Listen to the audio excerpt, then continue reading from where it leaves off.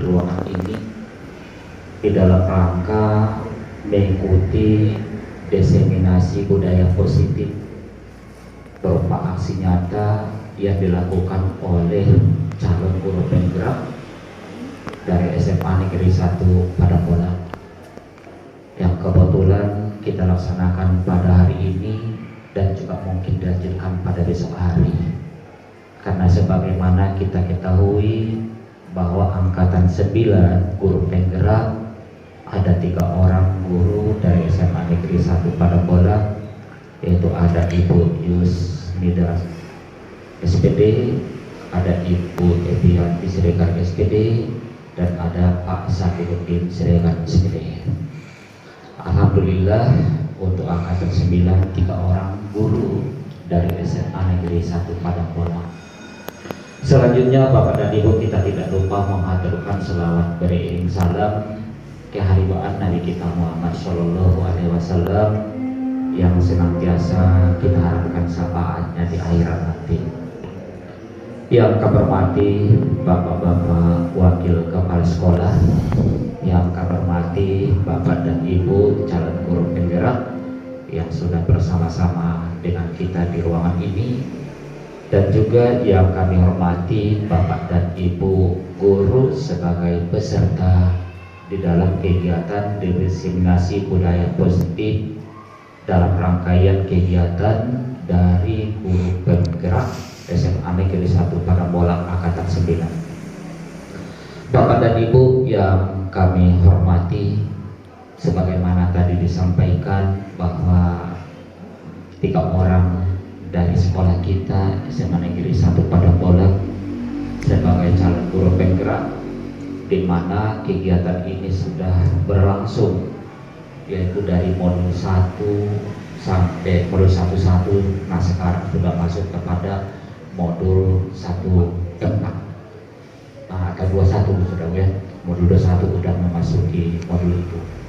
Jadi oleh karena itu Bapak dan Ibu, banyak sebenarnya rangkaian kegiatan-kegiatan yang dilakukan oleh guru penggerak, baik itu pendampingan juga yang dilakukan oleh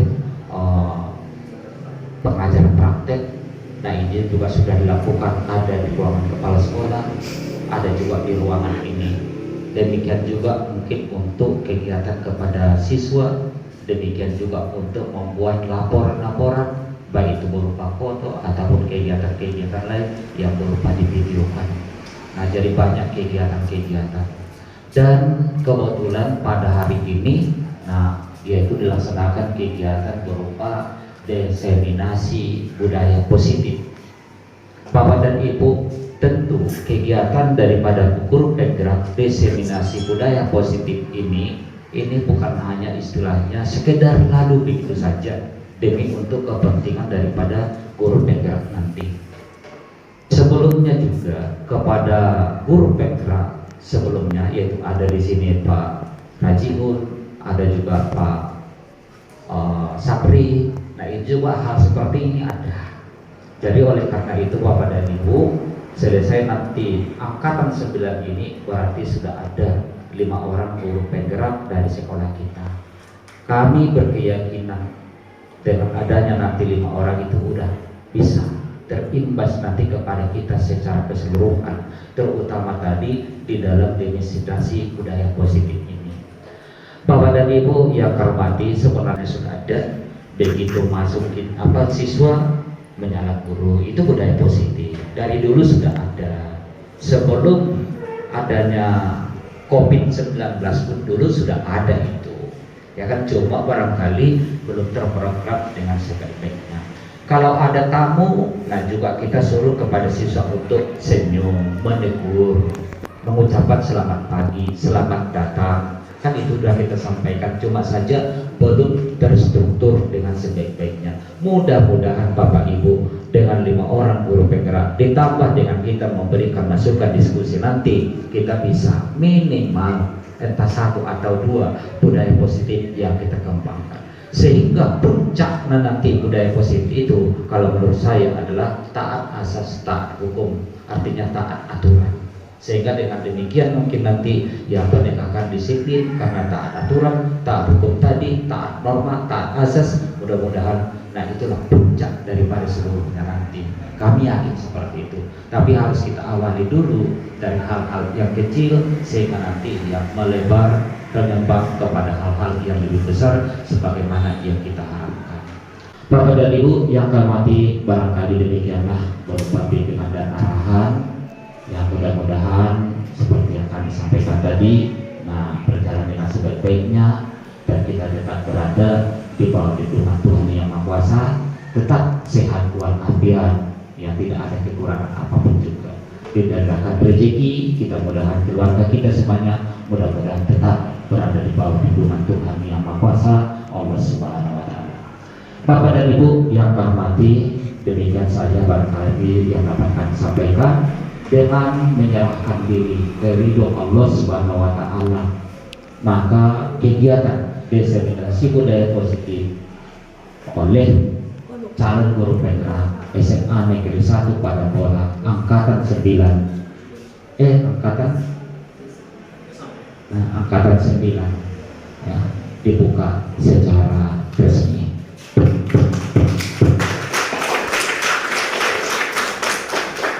Demikian, wabillahi taufiq wal hidayah. Assalamualaikum warahmatullahi wabarakatuh.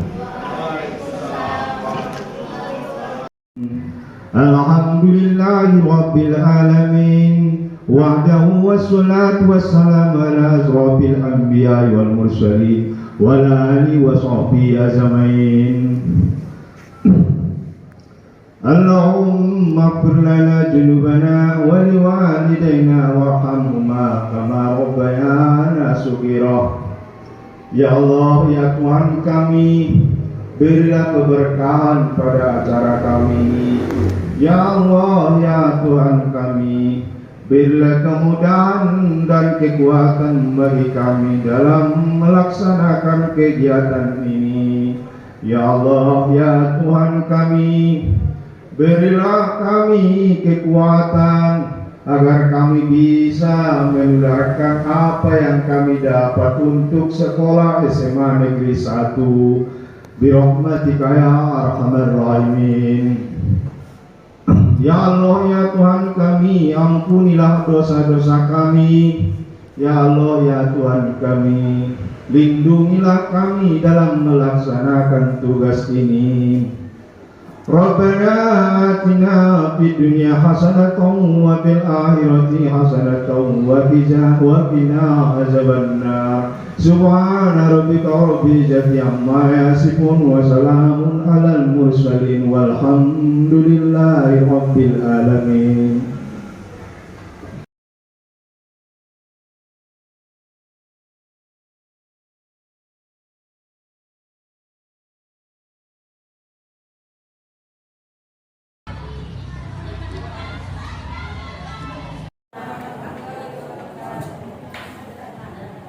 Assalamualaikum warahmatullahi wabarakatuh. Waalaikumsalam warahmatullahi wabarakatuh.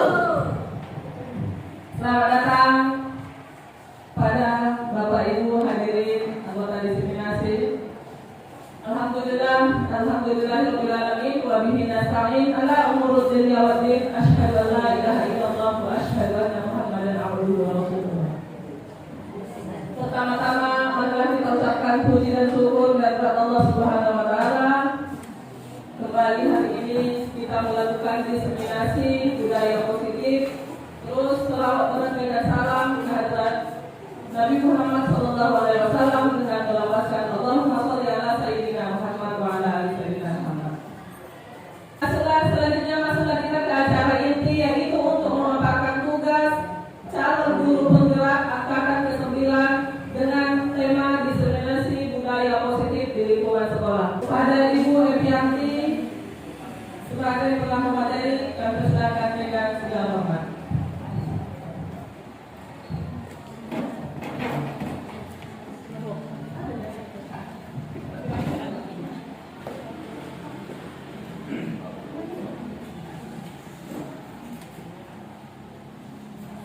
Bismillahirrahmanirrahim. Saya awali dengan pantunnya. Rambut panjang indah berseri, duduk bersantai di pinggir kolam. Cakep. Itulah. Cakep.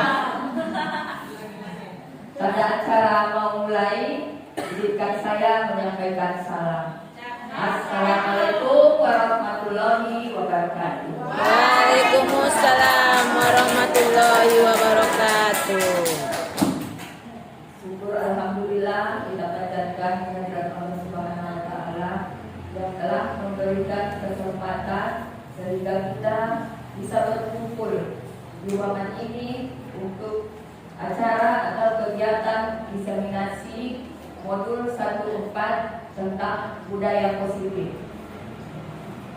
Tidak lupa selawat dan salam kita sampaikan ke Nabi kita Muhammad SAW yang sangat kita harapkan syafaatnya kelak. Yang saya hormati Bapak Kepala Sekolah yang hari ini diwakili oleh Bapak Wakil Kepala Sekolah bagian Bulu-Bulu, yaitu Bapak Rajiin Siregar yang merupakan juga guru penggerak angkatan ke-7.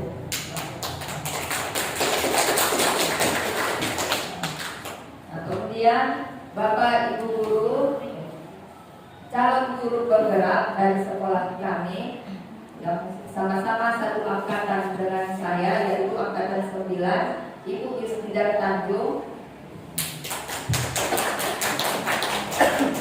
dan Bapak Safiruddin Siregar.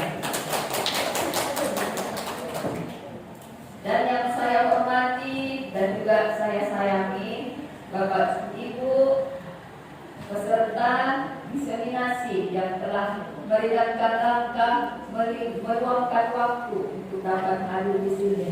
saya sampaikan terima kasih banyak untuk ibu-ibu yang sudah bersedia hadir hari ini. Ya, bisa kita mulai Bapak Ibu? Sudah fokus atau belum ini? Kalau sudah fokus, coba angkat tangannya ke atas. Ke samping. Berarti masih ada yang tidak fokus tadi. Ada yang belum fokus. Ke samping. Ke atas. Oh, udah mulai fokus semua. Ke bawah.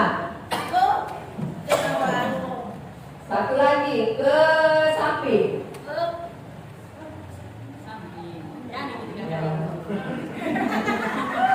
Ke atas. Coba pegang dagu. Wah, sudah berarti semuanya sudah fokus semuanya tidak apa lainnya.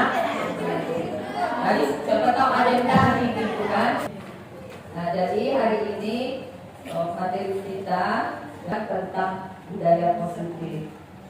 Jadi saya walaupun sudah kenal apa ya, dipertegas lagi, saya Ivyanti Suregar, CGP Angkatan 9 Kabupaten Padang Lawas Utara. Ya,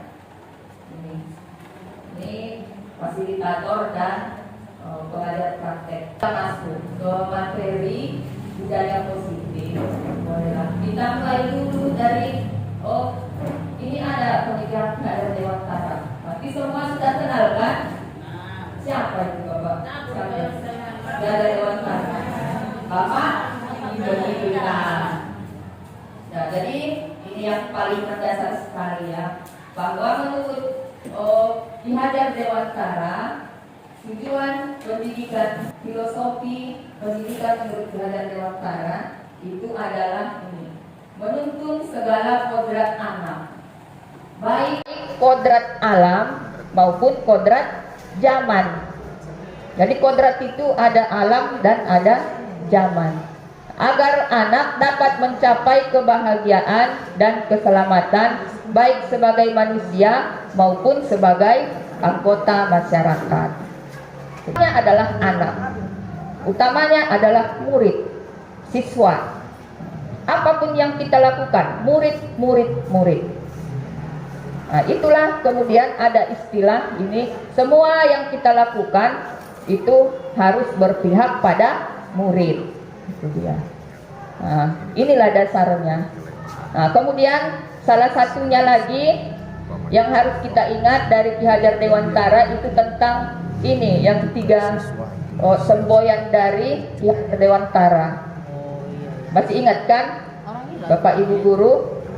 Apa? Ingarso Sung Tulodo, terus Ing Madya Mangun Karsa Tuturi Handayani. Ada yang masih ingat artinya? Ada yang masih ingat? Iya, Ibu Hotmaria. Boleh.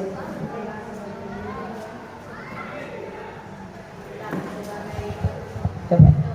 Ingarto Sung Tulodo artinya di depan sebagai teladan, Ing Madya Mangun Korso di tengah sebagai pencipta ya, Korso, dan Tuturi Handayani sebagai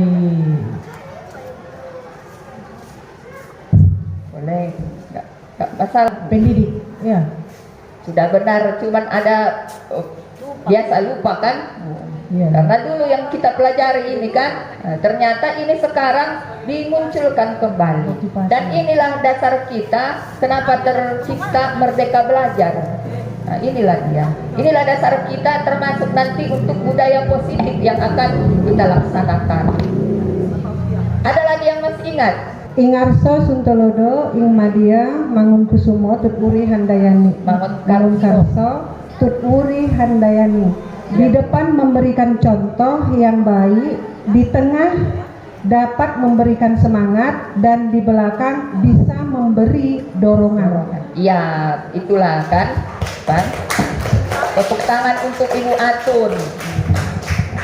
Dulu belajar ini waktu SD ya Bu? Waktu SD kan? Wajar, tapi kita semua pasti tahu karena ini sebagai guru memang inilah peran kita. Di depan sebagai contoh, di tengah sebagai pemberi semangat, di belakang pemberi mendorong, pemberi motivasi. Itulah peran kita. Nah, jadi ini yang harus kita lihat lebih dulu. Bahkan tadi pembelajaran itu harus berpihak pada murid. Ya, kita lanjutkan ya Bapak Ibu. Nah, kemudian Ki Hajar Dewantara itu mengibaratkan bahwa bagaimana tadi pembelajaran itu harus berpihak pada murid. Guru ini kita sebagai pendidik itu diibaratkan sebagai petani. Ya. Nah, kita ambil ini perbandingan. Nah, kemudian murid itu sebagai benih padi, maka sekolah sebagai tanah tempat kita menanam padi tersebut. Itu dia. Nah, jadi kalau misalnya kita petani, bagaimana caranya agar benih ini tumbuh subur? Apa yang kita lakukan, Bapak Ibu? Bagaimana? Dipupuk, disiram, terus dirawat. Itulah apa kita? Itulah peran kita sebagai guru. Jadi benih padinya murid ini, bagaimana caranya agar murid ini dapat tumbuh dengan baik? Itu dia ya. Nah, termasuklah ini ada membasmi ulat-ulat atau jamur-jamur yang mengganggu hidup tanaman padi. Berarti kita pun kalau misalnya kira-kira ada yang mengganggu kehidupan murid, mungkin kalau zaman sekarang itulah kodrat zaman tadi. Sekarang kan pemakaian gadget, Android. Kan mungkin inilah salah satu jamur-jamurnya yang perlu kita lindungi dari murid. Begitu pengaruh lingkungan dan sebagainya. Jadi sekolah itu diibaratkan sebagai tanah bercocok tanam, sehingga guru harus mengusahakan sekolah jadi lingkungan yang menyenangkan, aman, terjaga, dan melindungi murid dari hal-hal yang tidak baik. Ya. Nah, ini masih di situ. Jadi salah satu tanggung jawab kita adalah menciptakan lingkungan yang positif yang terdiri dari warga sekolah yang saling mendukung. Intinya itu, tidak ada yang bisa bekerja sendiri. Nah, guru penggerak sudah ada 2 di sekolah kita. Apa mereka bisa berdua? Tidak. Jadi bagaimana? Harus semuanya. Harus ada kerjasama saling mendukung untuk menciptakan lingkungan yang positif. Kemudian, nah ini kira-kira bagaimana lingkungan sekolah kita bagaimana? Ini sebagai refleksi saja, ya. Sudah bagaimana sekolah kita begitu? Bisa kita jawab dalam hati saja ya, Bapak Ibu. Bagaimana suasananya, bagaimana kalau ada masalah atau konflik, bagaimana penyelesaiannya, bagaimana muridnya berinteraksi, bagaimana sesama guru juga bertegur sapa, guru dengan murid, murid dengan murid. Nah, ya, ini jadi refleksi saja sama terhadap kita ya. Dalam hati sajalah kita jawab ya Bapak Ibu. Ya, lanjut. Nah, ini. Nah, jadi suatu lingkungan itu harus aman dan nyaman. Nah, ya pasti ya, kita hilangkan gangguan-gangguan yang menghalangi proses pengembangan potensi murid. Nah, jadi budaya positif itu apa sebenarnya? Nah, itulah ya, inilah sebenarnya. Budaya positif merupakan nilai-nilai, keyakinan-keyakinan dan kebiasaan-kebiasaan di sekolah yang berpihak pada murid, agar murid dapat berkembang menjadi pribadi yang kritis, penuh hormat dan bertanggung jawab. Nah, jadi misalnya di sekolah kita kebiasaan-kebiasaan yang positif kira-kira apa Bapak Ibu yang sudah ada? Banyak, iya, kegiatan 5S sudah sopan gitu kan. Sebenarnya ada saya tunjukkan bentar ya Pak Ibu. Ini termasuklah ini kan. Datang Pak Toib ya. Ini kan termasuklah ini budaya positif, berdoa sebelum dan sesudah pembelajaran. Terus pembelajaran di kelas. Jadi tadi ini ya, budaya positif itu tercipta dari kebiasaan-kebiasaan baik yang ada di sekolah. Kebiasaan. Setelah terbiasa, tumbuhlah karakter. Setelah tumbuh karakter, muncullah nilai-nilai, kan itu yang sudah umum digunakan dan sudah terbiasa, itulah budaya positif. Itulah kalau secara kalimat biasa, ya Bapak Ibu. Sekarang kita lanjutkan. Ini pertanyaan pemantik. Sebelum masuk lagi ke materi selanjutnya, ada 3 pertanyaan di situ. Coba Bapak Ibu lihat. Nih. Yang pertama, hukuman dapat mendisiplinkan anak.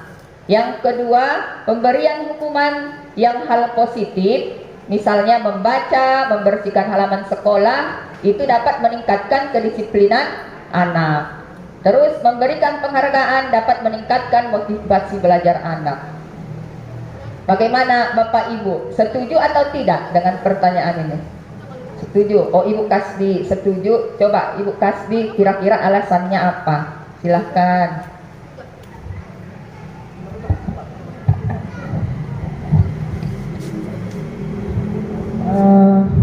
Menurut saya dari ketiga poin tersebut, apakah bisa mendisiplinkan anak? Pastinya menurut saya bisa. Seperti hukuman dapat mendisiplinkan anak.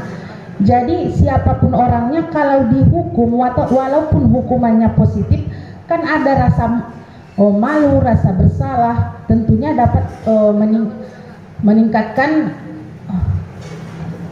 keinginan siswa untuk lebih baik, untuk berubah. Terima kasih. Bagus, terima kasih ya untuk Ibu Kasdi. Ya, yang pertanyaan kedua atau yang mana terserah Bapak Ibu. Ya, Ibu Safaatun, coba. Terima kasih Bu. Memberikan penghargaan dapat meningkatkan motivasi belajar anak. Jadi memberikan penghargaan yang salah pun, misalnya anak itu dalam keadaan salah, kita kasih penghargaan, mereka itu pasti, siswa itu pasti malu. Jadi dengan malu dia itu akan berusaha untuk menjadi lebih baik. Jadi penghargaan itu enggak mesti penghargaan yang berhasil, tapi penghargaan yang salah pun itu sebenarnya kita sebagai guru itu wajib kita berikan kepada siswa. Ya, bagus. Jadi kalau yang penghargaan berhasil itu secara umum sering dilaksanakan, tapi penghargaan yang salah itu masih jarang. Jadi kalau bisa itu kita terapkan juga kita sebagai guru kalau bisa. Terima kasih Bu. Ya, terima kasih buat Ibu Atun, sesuatu yang baru ini ya. Kalau biasanya yang memang berhasil, yang baik, yang bagus yang kita kasih penghargaan. Kalau itu sudah jelas biasa ya Bu. Kalau menurut Ibu Atun, yang salah kita kasih penghargaan.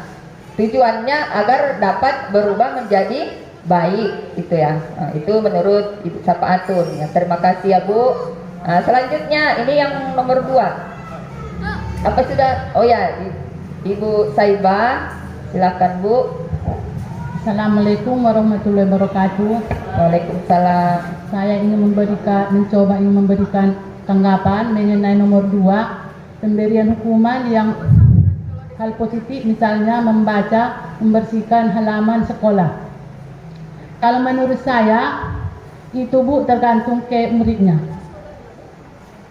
Tadi kan sudah Ibu sampaikan di pertama bahwa kunci utamanya adalah anak ataupun murid.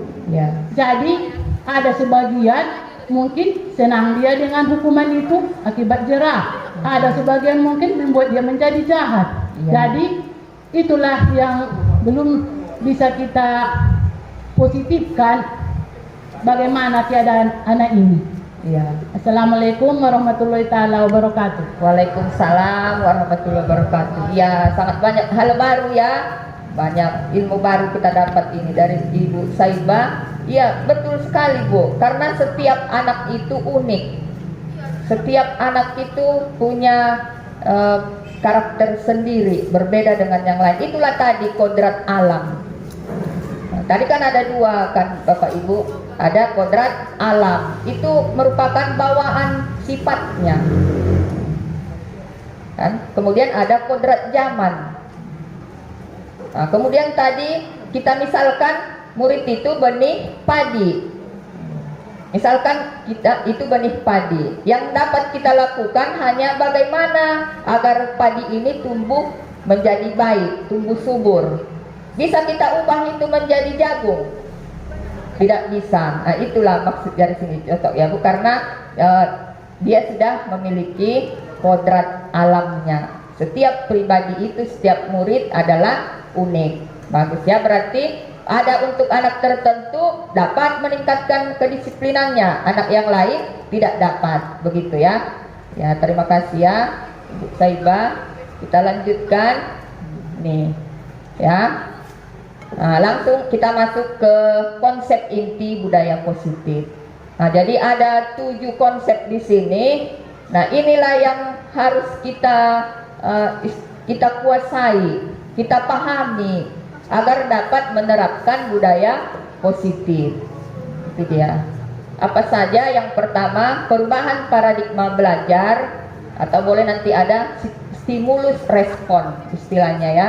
Kemudian disiplin positif, kemudian kebutuhan dasar manusia, terus motivasi perilaku manusia, terus posisi kontrol. Nanti ada istilah restitusi, kemudian keyakinan kelas, dan yang terakhir segitiga restitusi. Nah, jadi sebelum kita masuk ke sini, kita awali dulu dengan kegiatan ini. Nah, cobalah buka. Nah, jadi ini ada, nanti saya minta 2 orang ya yang mensimulasikan ini dulu.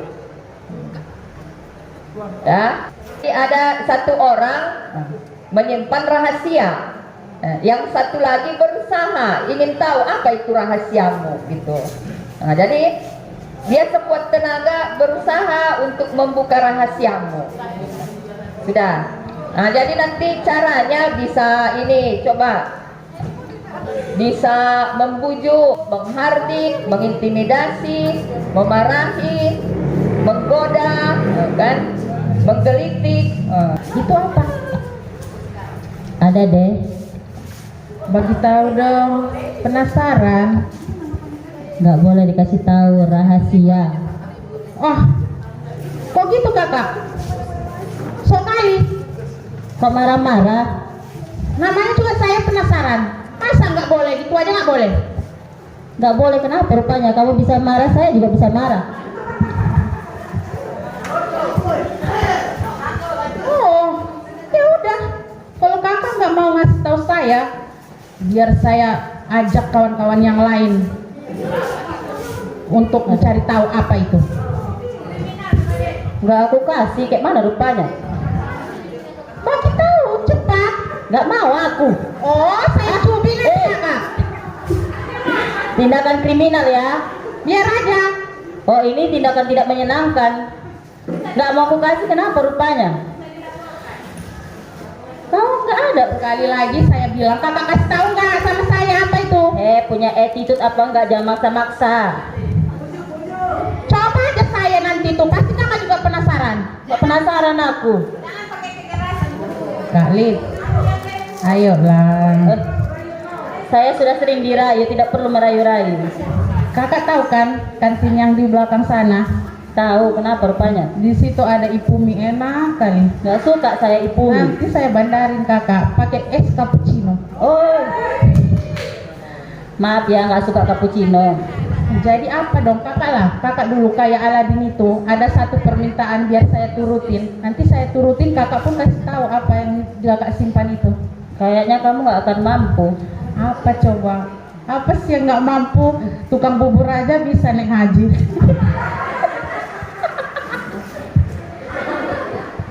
Kok ke tukang bubur sih?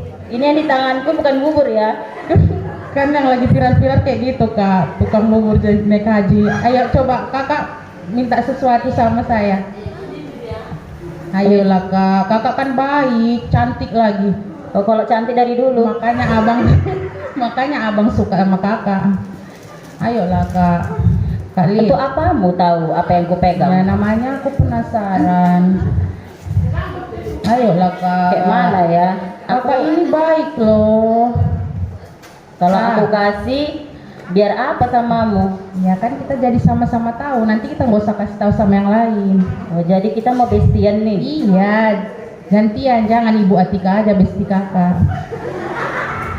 Nanti dia cemburu aku besti denganmu. Enggak, Kak Atika itu nggak tukang cemburu. Ayolah kak, kasih tahu ya kak ya.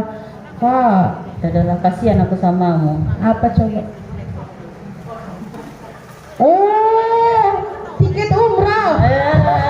Akhirnya tahu kau kan? Iya, nanti saya doakan kakak baik-baik di jalan selamat sampai tujuan. Mudah-mudahan kau dapat juga tiket seperti ini ya. Iya, terus Ya, bukan ya, umroh aja, naik haji langsung. Iya, iya. Tukang bubur naik haji. Terima kasih. Mantap sekali ya. Terima kasih untuk Ibu Kasdiana dengan Ibu Lydia. Tadi setelah dihardik, dibentak, Ibu Lydia tidak mau kan memberikannya. Setelah akhirnya Ibu Kasdiana membujuk, lama-lama luluh juga Ibu Lydia. Nah, setelah dibujuk, Ibu Lydia membuka kepalan tangannya karena rayuan, dibujuk dengan cara yang lembut begitu mungkin ya. Karena tadi Ibu Kasdiana memintanya dengan lembut, mungkin begitu. Akhirnya terbukalah kan itu rahasianya. Sudah. Nah, berarti kalau kira-kira berarti ini masih bisa dibagi kan? Kadang ada berarti rahasianya masih bisa dibagi. Kalau memang yang tidak bisa, mau bagaimanapun kita membuka itu tidak akan bisa. Kan itu. Sudah. Nah, baru pertanyaan berikutnya, dalam kegiatan ini siapa yang memegang kendali atau kontrol untuk membuka atau menutup kepalan tangan? Lydia yang memegang rahasia. Kan itu. Nah, berarti inilah intinya ya Bapak Ibu. Jadi kitalah yang memegang kontrol terhadap diri kita sendiri. Mau orang lain bagaimana, kitanya itu yang menentukan. Berarti kita Bapak Ibu guru seperti itu, murid kita juga seperti itu. Ya, yang memegang kontrol atas diri murid itu adalah murid itu sendiri. Seperti itu ya Bapak Ibu. Itulah kesimpulan dari kegiatan kita. Kita lanjutkan. Ini perubahan paradigma stimulus respon. Kalau disebut stimulus respon itu berarti stimulus kita sebagai guru memberikan kepada siswa sikap kita, respon itu balasan sikap dari siswa, responnya. Nah, begitu. Kita beri rangsang, ada responnya. Nah, itulah kira-kira ya. Nah, jadi di sini menurut teori kontrol Glasser nih ya, ada 4 ilusi yang selama ini inilah yang kita anggap selama ini ya. Yang pertama ini bahwa guru mengontrol murid. Kita ibaratkan ini boneka, kita kontrol, bisa kita kontrol ini murid ini, gitu kan. Sudah, inilah yang pertama. Inilah selama ini yang kita anggap.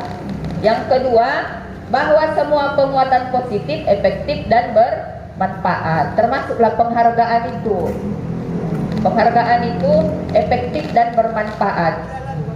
Tapi bisa jadi nanti berbeda, setiap individu berbeda, kan? Nah, yang ketiga, bahwa kritik dan membuat orang merasa bersalah dapat menguatkan karakter. Ini juga, misalnya kita buat siswa merasa bersalah. Misalnya dia ada di kelas, di suatu kelas, sudah diingatkan, sudah dibimbing, ternyata tidak ada berubah. Misal kita buatlah, kita sampaikan sama siswa ini, ibu, gak kasihan kalian sama ibu, udah capek ibu. Itu kan merasa bersalah lah anak ini. Apakah itu bisa menguatkan karakter? Kalau selama ini kita anggap iya, kan itu. Nah, baru selanjutnya bahwa orang dewasa itu memiliki hak untuk memaksa. Nah, ada kita itu, menurut kita bahwa kita dapat memaksa untuk memaksa anak, begitulah. Sebenarnya ilmu ini bukan hanya di sekolah, untuk di rumah juga, di keluarga. Itu sangat pas, sangat cocok. Bisa kita terapkan di rumah dan di sekolah. Ya, inilah paradigma stimulus respon. Inilah yang kita anggap selama ini, Bapak Ibu. Nah, kita lihat. Nah, ternyata harus kita ubah ini menjadi pendekatan teori kontrol. Itu dia. Inilah perubahannya. Stimulus respon ini bahwa kebutuhan kita sama, ini berbeda. Setiap orang memiliki gambaran berbeda. Inilah yang sekarang harus kita tanamkan, kita tumbuhkan. Mencoba mengubah agar pandangan sama. Sudah pasti tidak sama kan pandangan kita semua. Semua anak unik, termasuk kita guru pun unik, kan begitu Bapak Ibu. Nah, ini orang lain bisa mengontrol saya, tidak, hanya kita sendiri yang mengontrol diri kita. Kemudian saya bisa mengontrol orang lain, kita tidak bisa mengontrol orang lain. Baru pemaksaan ada pada saat rujukan gagal. Itu dulu. Sekarang bagaimana? Harus ada kolaborasi, kerjasama. Ini menciptakan pilihan-pilihan baru. Baru yang terakhir model berpikir menang kalah. Kita harus ada menang-menang, berarti sama-sama menang, itu maksudnya. Win-win solution. Oh, mantap sekali ada Ibu Umi ya. Win-win solution. Itu ya, Bu. Nih. Nah, jadi mengubah paradigma stimulus respon itu. Nah, ini kesimpulan dari yang tabel itu, Bapak Ibu ini. Bagaimana kita mengubah bagaimana kita melihat dunia, tentang manusia ini. Bahwa realitas kita berbeda, kita berusaha memahami pandangan orang lain. Kemudian ini juga salah satunya sangat harus kita tanamkan Bapak Ibu. Semua perilaku memiliki tujuan. Semua perilaku memiliki tujuan. Nanti kita, kenapa dia buat seperti itu? Kita yang nggak tahu tujuannya apa, untuk dirinya sendiri sangat berarti. Itu ya, Pak Ibu. Terus ini tidak bisa mengontrol orang lain. Nah, ini tadi kesimpulannya ya, Pak Ibu. Kita lanjutkan. Nah, masuklah kita ke disiplin positif. Disiplin positif itu, kalau yang selama ini kan pasti ini kita. Apa itu disiplin? Sesuatu yang bersifat memaksa untuk mendapatkan kepatuhan. Memang iya kan?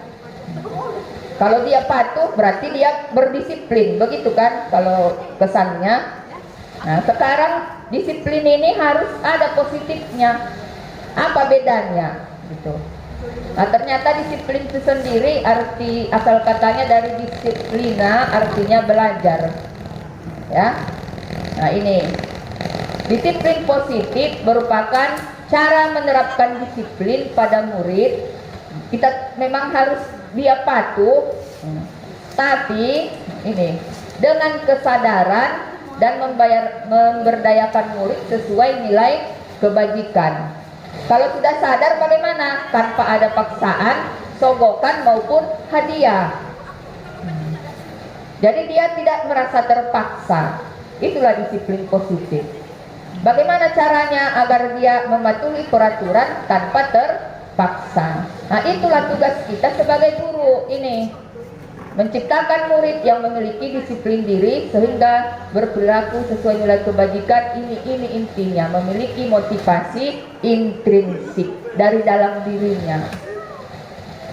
Bagaimana caranya? Kita menumbuhkan ini. Itulah tantangannya kita sebagai guru. Ya. Pak Ibu, kita lanjutkan. Nah, ini tadi kebiasaan, inilah tadi yang mau saya tunjukkan Bapak Ibu. Yang mengenai sampah ini, jadi itu sudah setiap minggu saya ingatkan anak-anak itu kalau saya habis istirahat kedua. Jadi pada saat itu tiba-tiba itulah tumpukan sampahnya. Berarti harus selalu diingatkan, harus ada teguran. Berarti kita belum berhasil menumbuhkan motivasi intrinsik dalam siswa kita. Kalau memang orang itu sudah sadar, sudah ada motivasi intrinsik, pasti tanpa ditegur itu sudah dibersihkan, kan itu. Itulah tadi yang mau saya tunjukkan Bapak Ibu. Mungkin Bapak Ibu pun banyak pengalaman itu tentang ini ya. Salah satu pengalamannya. Dah, kita lanjutkan. Nah, ini disiplin merupakan kunci kesuksesan. Nah, menurut pelajar Dewantara juga, di mana ada kemerdekaan, di situ harus ada disiplin yang kuat. Sungguh pun disiplin itu bersifat self disiplin. Kita sendiri yang mewajibkan kita dengan sekeras-kerasnya. Nah, itu kan kita yang mewajibkan kita. Itu dia ya. Sebab ya ini kuncinya ya Bapak Ibu. Jikalau kita tidak cakap melakukan self disiplin, wajiblah penguasa lain mendisiplinkan kita. Itu artinya kalau belum ada motivasi dari dalam diri, nah berarti dia butuh bantuan. Harus ada motivasi dari luar. Karena tadi setiap siswa itu kan unik. Bisa jadi yang satu sudah bisa menerima itu, dia belum berhasil menumbuhkannya.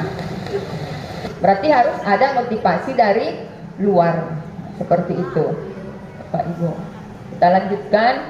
Nah, jadi tadi ini ya, disiplin itu harus dapat menunjukkan nilai-nilai kebajikan.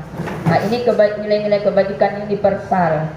Nilai-nilai kebajikan universal berarti itu lepas dari suku, bangsa, agama, bahasa maupun di mana-mana pun, di bangsa manapun kita akui ini.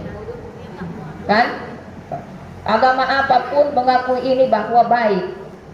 Itu maksudnya nilai kebajikan universal. Ini contoh-contohnya. Masih banyak yang lain, Pak Ibu. Ini hanya salah sebagian contoh, ya. Itulah nilai-nilai kebajikan. Nah, jadi kalau kita sekarang pendidikan kita terutama setelah kurikulum merdeka ini, nah itu nilai kebajikan yang akan kita tuju itu sudah tertuang dalam profil pelajar Pancasila. Apa saja Bapak Ibu? Dan berakhlak mulia, terus kreatif, bernalar kritis, mandiri. Udah hafal belum ini Bapak Ibu? Belum ya? Nah, sekarang coba ini kita hafal dulu ya. Nah, caranya ini kita ingat dulu. Kita kembali dulu mengenang masa kecil.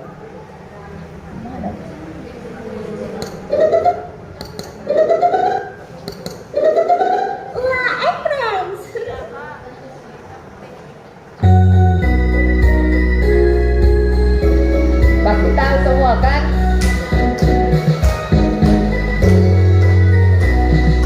Boleh sama-sama bernyanyi. Lagu beda ini kan? Boleh.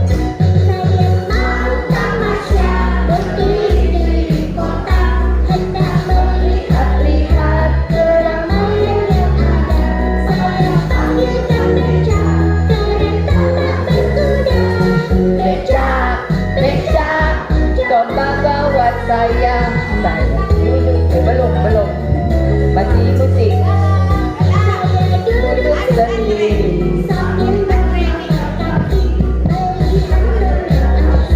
ke kanan dan ke kiri, lihat becak berlari bagaikan tak berhenti.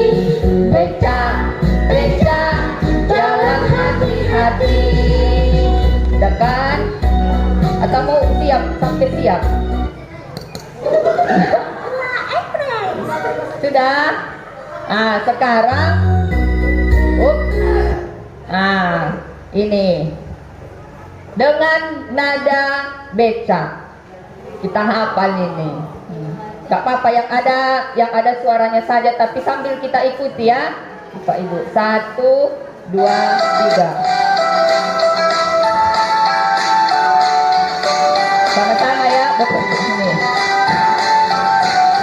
Belajar Pancasila, beriman dan bertakwa pada Tuhan yang Esa, dan berakhlak mulia, berkebinekaan global, gotong royong mandiri, kreatif dan bernalar kritis. Belajar Pancasila, beriman dan bertakwa pada Tuhan yang Esa, dan berakhlak mulia, berkebinekaan global, gotong royong mandiri, kreatif dan bernalar kritis. Kan? Berarti lebih mudah kita menghafalnya kan, Bapak Ibu?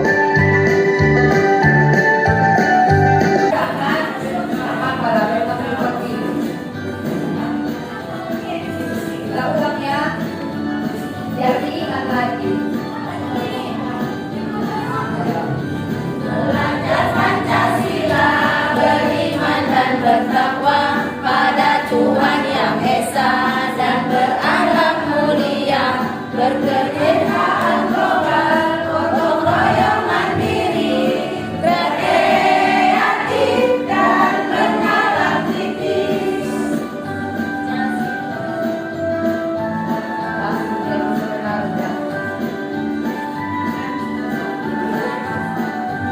Belajar Pancasila, beriman dan bertakwa pada Tuhan yang Esa, dan berakhlak mulia, berkebinekaan global, gotong royong mandiri, kreatif dan bernalar kritis.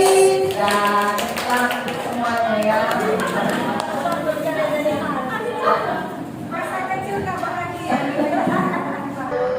Nah, ini yang di awal tadi sudah ada kita lihat bahwa semua tindakan yang manusia lakukan memiliki tujuan tertentu. Nah, apa tujuannya? Nah, biasanya itu adalah dalam rangka agar kebutuhan dasar kita terpenuhi dengan baik. Rupanya apa saja kebutuhan dasar itu? Ya, kebutuhan dasar manusia, segala sesuatu yang dilakukan untuk mendapatkan apa yang diinginkan. Nah, jadi ini ada 5 kebutuhan dasar manusia. Ini dia ya. Yang pertama, bertahan hidup, fisiologis. Yang paling mendasar. Apa saja itu? Makanan, pakaian, tempat tinggal, keamanan, kesehatan. Sudah, baru kasih sayang dan rasa diterima. Nih, dipedulikan, menjadi bagian dari kelompok. Sudah. Jadi kalau ada siswa kita selalu menyendiri, begitu kan? Jadi nanti apa gunanya ini? Agar kita mengetahui kondisi siswa kita, agar nanti kita dapat memperlakukannya bagaimana. Misalnya seperti yang Ibu Saiba sampaikan tadi, untuk satu orang itu cocok hukuman, yang lain tidak, gitu kan? Nah, karena setiap orang itu berbeda, termasuk kebutuhannya, gitu ya. Mungkin di rumah dia kurang diperhatikan, di sekolah ya mencari perhatian, begitu ya. Itu salah satu contohnya ya, Bapak Ibu. Baru penguasaan, harga diri, keinginan untuk dianggap, memimpin, berprestasi, diakui, didengar. Ini contohnya anak yang kalau di kelas dia kurang mampu di pembelajaran, tapi dia tidak bisa menunjukkan kuasanya di situ. Nah, jadi dia misalnya di lapangan ada yang apa, dia ke main bola, main futsal, olahraga seperti itu ya Bapak Ibu. Nah, tapi ada juga dia tidak dapat itu, akhirnya bagaimana? Ke negatif jadinya, bisa membuli kawannya, bisa bahkan menyakiti kawannya, gitu kan? Karena tidak terbutuhi kebutuhan dasarnya itu. Ya. Baru kebebasan, mandiri, memiliki pilihan, ya, mencoba hal baru, mampu mengendalikan arah dirinya. Baru kesenangan bermain, humor, antusiasme, tertawa. Ya, sudah kita ingat ini kan Bapak Ibu, inilah kebutuhan dasar kita. Pasti kita tahu karena kita sendiri tahu apa kebutuhan kita. Sudah ya. Nah, jadi jangan hanya murid, kalau kita sendiri bagaimana? Sudah terpenuhi tidak kebutuhan dasar kita? Jangan-jangan itu yang membuat kita agak lain, begitu ya istilah zaman sekarang kan? Berarti kira-kira misalnya kita melakukan sesuatu, berarti itu karena ada kebutuhan dasarnya yang tidak terpenuhi. Misalnya siswa kita melakukan suatu hal yang di luar aturan lah seperti itu artinya kebutuhan dasarnya salah satu atau lebih itu tidak terpenuhi. Bisa jadi dia kurang perhatian, makanya bisa kebablasan misalnya kan, atau yang lainnya seperti itu ya Bapak Ibu. So, ini ada anak SD ini, Dinda, pulang sekolah menangis, mengadu pada ibunya bahwa dia tidak suka pada Ibu Rani. Ibu Rani ini gurunya. Terus ini ada beberapa pertanyaan yang jawabannya seperti ini. Kira-kira kebutuhan apa yang berusaha dipenuhi oleh Dinda? Gitu. Misalnya yang A, ibu guru bilang, aku tidak boleh bersenandung sewaktu mengerjakan tugas. Katanya kelas harus tenang, tidak ada suara, kan gak seru jadinya. Kesal lain nih. Apa? Kebebasan ya. Bisa juga kesenangan kan, dia senang bersenandung. Kan? Kesenangan atau kebebasan? Kesenangan. Ya nggak apa-apa, nggak harus benar kan itu. Yang memang kayaknya dua-duanya. Dia senang bernyanyi dan dia juga merasa ingin bebas. Kan itu. Iya boleh, nggak apa-apa. Nah, baru yang B.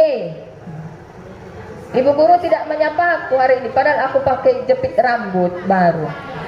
Kasih sayang. Udah baju baru aku nggak di apa, kan ada gitu. Misalnya ibu kasih baju baru kan, pulang ke rumah nggak disapa itu orang rumah misalnya. Sudah, misalnya seperti itu ya. Sudah, baru yang C. Aku sebel, gambarku tidak rapi. Malah ibu guru nunjukin ke teman-temanku di depan kelas. Di mana kira-kira Bapak Ibu? Penguasaan. Iya, penguasaan ya. Dia istilahnya dijatuhkanlah apanya pada dia berarti gak dianggap gitu kan. Powernya itu dia istilahnya diturunkan powernya, keberatan dia. Nah, yang D. Nah, ini memang lebih ke kebebasannya ya. Aku bosan, masa belajarnya cuma gitu-gitu aja, dengerin bu guru aja. Ya. Berarti jadi PR juga sama kita ya. Berarti gimana lah caranya biar nggak bosan murid sama kita gitu ya. Iya, keluhan siswa lain ini walaupun ini kelas 3 SD tapi bisa kita terapkan dengan pembelajaran kita sehari-hari ya Bapak Ibu. Lanjut. Nah, ini dunia berkualitas. Ini ya. Dunia berkualitas ini tempat khusus di pikirannya ini. Berarti impian kita begitu. Fisik kita. Boleh memang yang nyata, yang sudah terjadi dan yang akan kita inginkan terjadi begitu. Ya, boleh isinya nanti tentang siapa saja yang kita sayangi, yang paling berharga dalam hidup kita. Nah, seperti itu ya. Nah, terus apa hubungannya ke ini? Kalau kebutuhan dasar itu lebih bersifat umum dan ini universal. Kalau dunia berkualitas lebih unik dan personal. Itu dia. Nah, jadi kalau itu tadi kan secara umum. Nah, berarti itulah kita. Misalnya siswa itu dibuat seperti kita membuat seperti untuk siswa pada umumnya, ternyata tidak bisa. Nah, kan itu. Ternyata mungkin dia ada sesuatu yang unik di diri siswa ini yang harus kita pahami. Itu sajalah yang kita lihat di dunia berkualitas ini ya. Sudah. Jadi seperti album foto katanya. Apa ini?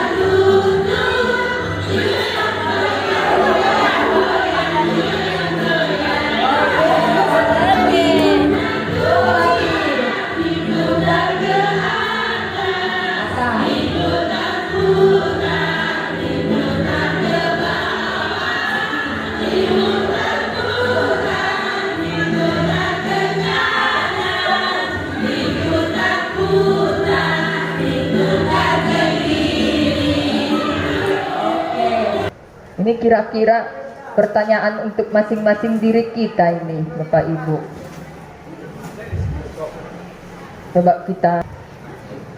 Coba dulu sama-sama kita baca, baru kita pahami. Kalau ada yang bersedia menjelaskan, silahkan.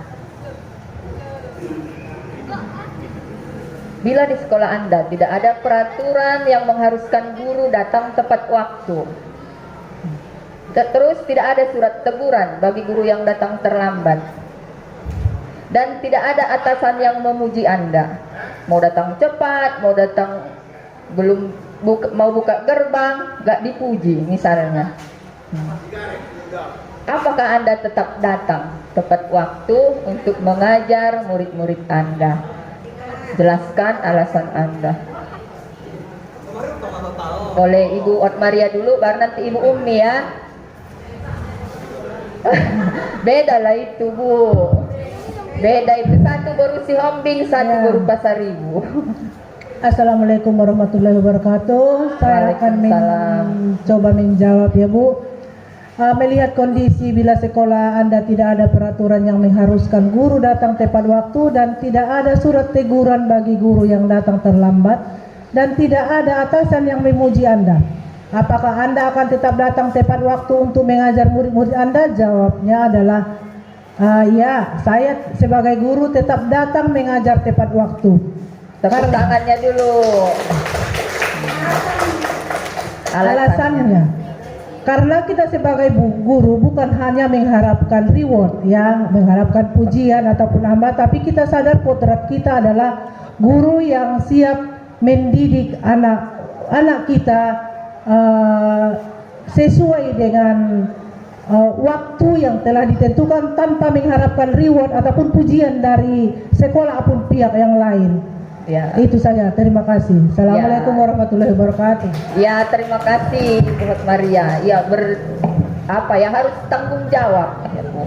Karena itu tugas kita. Ya, silakan Ibu Umi. Iya, saya mencoba merespon pernyataan ini ya.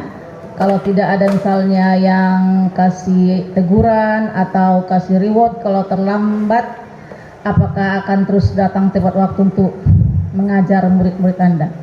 Saya pribadi akan terus datang ya, karena konsep saya bertugas itu masuk dalam kategori ibadah kalau pertamanya ya. Jadi saya percaya semua nanti akan dihisap. Selagi saya sehat, saya akan datang mengajar, ada atau tidak ada teguran atau reward. Saya akan berusaha untuk menjumpai murid-murid saya. Kemudian secara pribadi juga bagi saya mengajar itu merupakan kebahagiaan tersendiri. Mungkin udah mendarah daging yang protes sebagai guru ya. Ketika saya kurang sehat di rumah, kalau saya ke sekolah, tiba-tiba yang meriang-meriang hilang ya kan? Karena saya merasa bersemangat seperti itu. Jadi bertemu dengan siswa merupakan penyemangat bagi saya, merupakan kebahagiaan juga, dan saya posisikan itu seperti kalau berjumpa dengan fans ya. Saya punya fans banyak di kelas ya kan, yang setia menunggu saya. Jadi saya akan datang selagi saya sehat, itu aja. Ya, terima kasih, sangat luar biasa. Beri dulu aplaus untuk Ibu Umi ya. Iya Bu, karena ini berdasarkan cerita ini berarti Ibu Hot Maria, Ibu Umi itu sudah memiliki motivasi intrinsik. Kan itu tadi, motivasi dari dalam diri. Yang terutama kan lillahi ta'alanya kan. Tanggung jawab kita. Ya, berarti sudah memiliki tanpa ada unsur dari luar. Nah, itulah dari luar itulah hukuman, penghargaan, reward kan itu, pujian. Nah, tanpa ada dari situ, kita sudah sadar. Ini tugas kita, tanggung jawab kita. Walaupun tidak ada itu, tapi ada lagi peraturan yang lebih kuat kan? Nah, itu kenapa bisa kita mengerti itu? Karena sudah ada dari dalam diri. Itulah yang disebut dengan motivasi intrinsik. Saya percaya Bapak Ibu yang lain juga sama ini. Karena saya juga memang seperti itu. Kalaupun ada halangan, itu insidental ya, itu tidak bisa kita masukkan. Nah, jadi kalau kita sudah begini, berarti sudah lebih mudah kita nanti menumbuhkan ini untuk murid kita.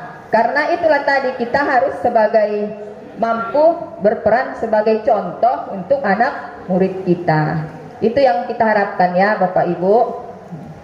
Sudah, kita lanjutkan.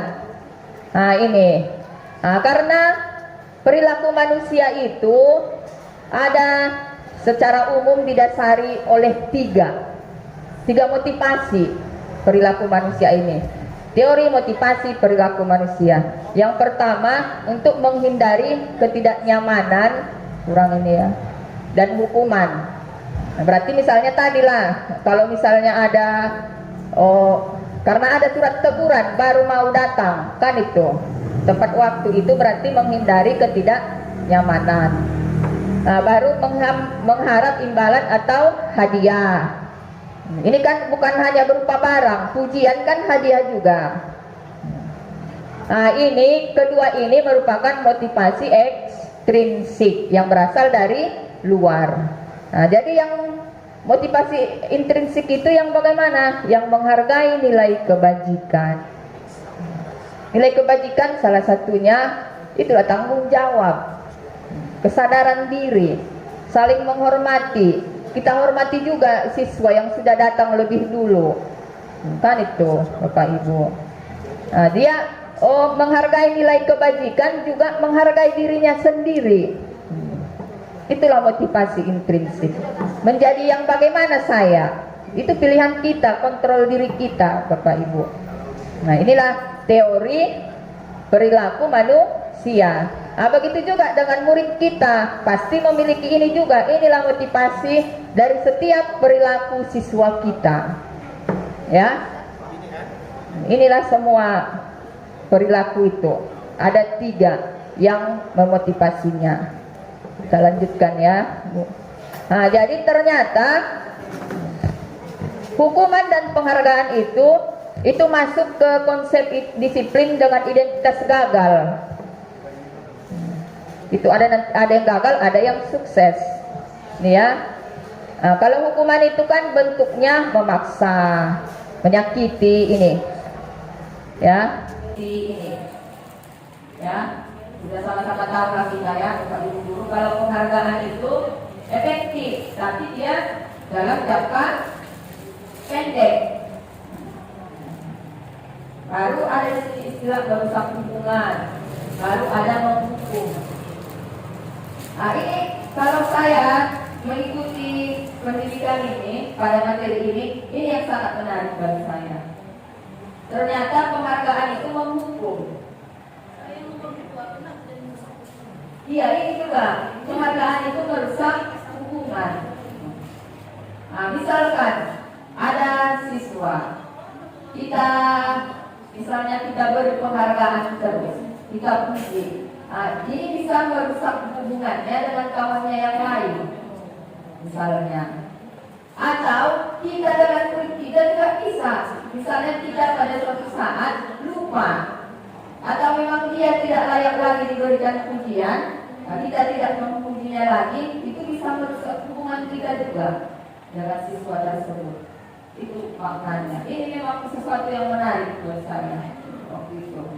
Karena selama ini pasti kan penghargaan itu kan kesannya pasti efeknya positif, betul kan Bapak Ibu? Ini menghukum. Kalau yang menghukum mungkin ada di sini. Penjelasannya ya. Nih, kalau kita janjikan terus, suatu saat ini istilahnya merasa tidak lagi menurunkan kualitas juga. Kalau terus diberi penghargaan bisa menurunkan kualitas. Karena dia merasa nanti pasti dapat juga ini. Udahlah, pokoknya kita buat, tidak maksimal lagi hasilnya. Itulah konsep menurut ahlinya. Nih, juga penghargaan maupun hukuman, cara-cara mengontrol perilaku seseorang. Jadi ternyata hukuman dan penghargaan ini adalah usaha kita mengontrol orang. Kalau orang dikontrol kan lama-lama itu tidak akan nyaman. Nah, itulah efek-efek yang dihasilkan. Lama-lama dia sadar, oh saya dikontrol ini. Siapapun yang kalau merasa dikontrol, yang memiliki pribadi yang kuat, itu biasanya akan ada istilahnya suatu saat dia sadar, oh saya dikontrol. Begitu. Itu konsep yang menurut ini. Ini memang salah satu konsep yang baru menurut saya. Ya. Nah, jadi ternyata apa penghargaan yang sesungguhnya? Ternyata adalah tindakan belajar itu sendiri. Tindakan belajar itu sendirilah penghargaan sesungguhnya. Ya Bapak Ibu, kita lanjutkan. Nah, jadi apa yang sukses? Tadi kan hukuman dengan penghargaan itu gagal. Yang sukses apa?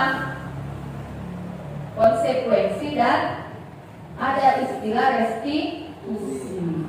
Sudah pernah dengar Bapak Ibu? Restitusi. Ini juga sesuatu yang baru ya. Kalau konsekuensi sudah dengar? Apa itu konsekuensi? Di mana pernah dengar Bapak Ibu? Akibat dari perbuatan, apa konsekuensinya? Begitu kan? Kalau yang sudah pernah kita lakukan konsekuensi di mana?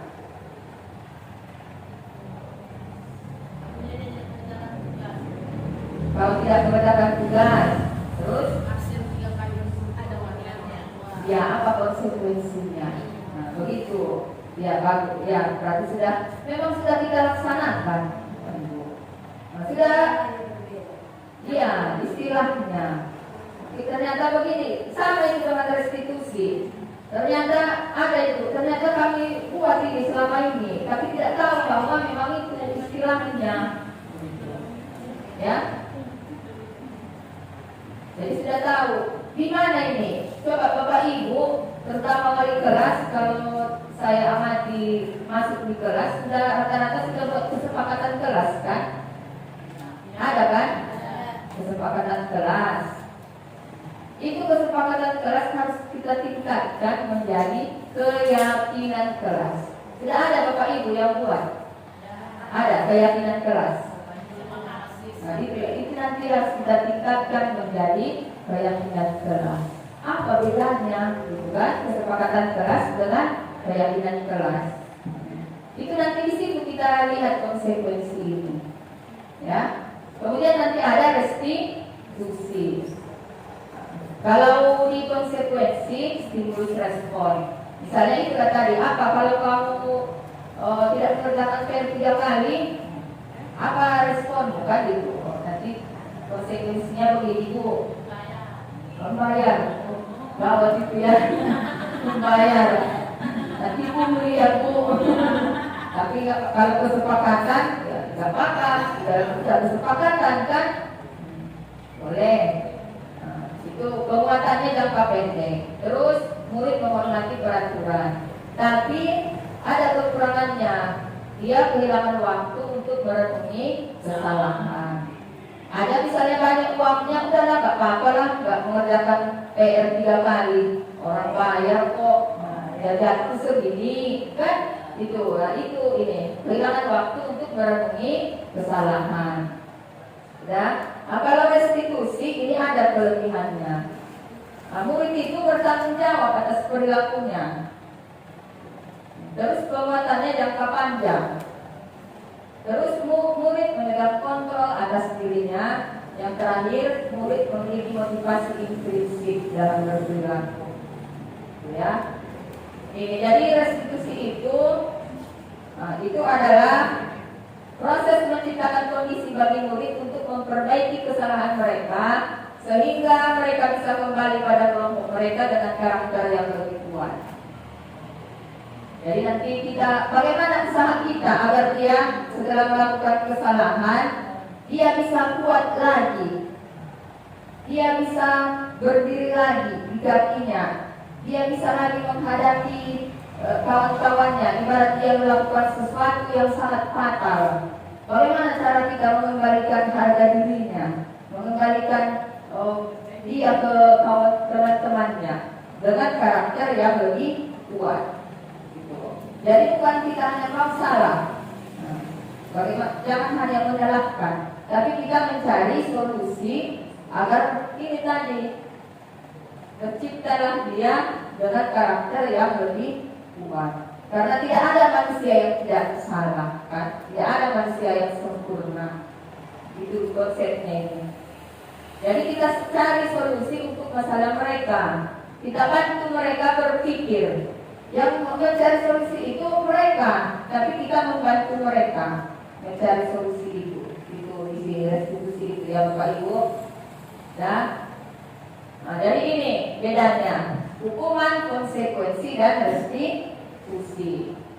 Nah, kalau hukuman tidak terencana, bersifat satu arah, bisa melibatkan fisik dan psikis. Yang jelas ini nanti akan menyakiti.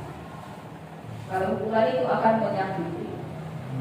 Kalau konsekuensi itu terencana, sudah disepakati. Itulah tadi, misalnya 3 kali tidak mengerjakan PR, apa konsekuensinya? Itu sudah kita sepakati, ya Pak Ibu.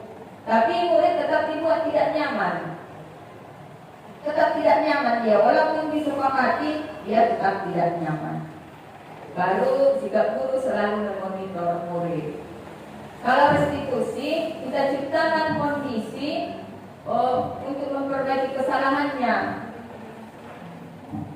Baru ada ini, kita bantu murid untuk mencari solusi sendiri. Nanti ada penerapan segitiga restitusi. Disitulah kita lihat bagaimana proses restitusi ini dilakukan, Bapak Ibu.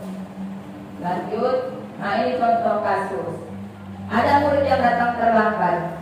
Sama-sama kita lihat kan, Bapak Ibu.